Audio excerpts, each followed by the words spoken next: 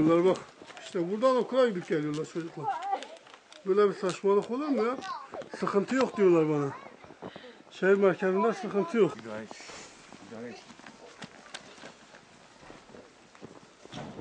Bu havada benim çocuklarımı okula gönderemiyorum. Gidemiyorlar da zaten kardan. Siz gördünüz zaten karı. Ben de geleyim.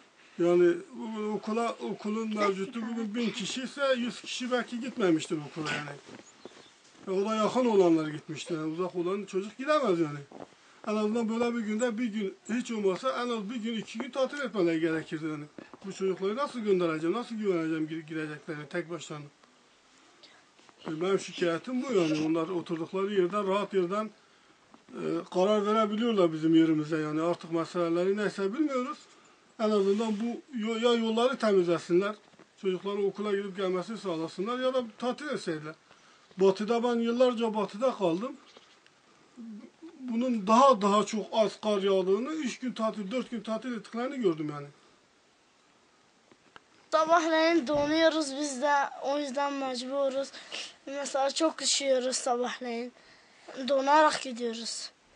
Çok soğuk. Mesela gittiğimizde de öğretmen diyor defterleri çıkarın, ellerimiz soğuktan yazamıyoruz bile Sen yani. sabah gittiğinde yol kapalı mıydı, açık mıydı yol?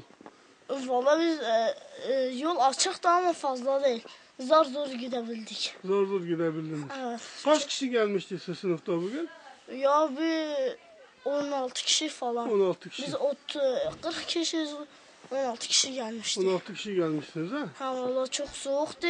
O arkadaşlar da öyle gelmemişti dedi. Çok soğuktur. O yüzden. Evet. Yani bu şartlarda okulun tatil olması lazım bence.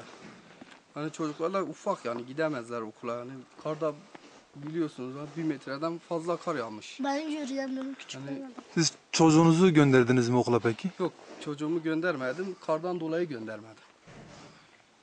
Hani bu karda da göndermek biraz yani saçma olur bence. Yani göndermemek lazım. Yani bütün velilerin de böyle düşünmesi lazım. Bence bilmiyorum. Ben kendi fikrimi söylüyorum.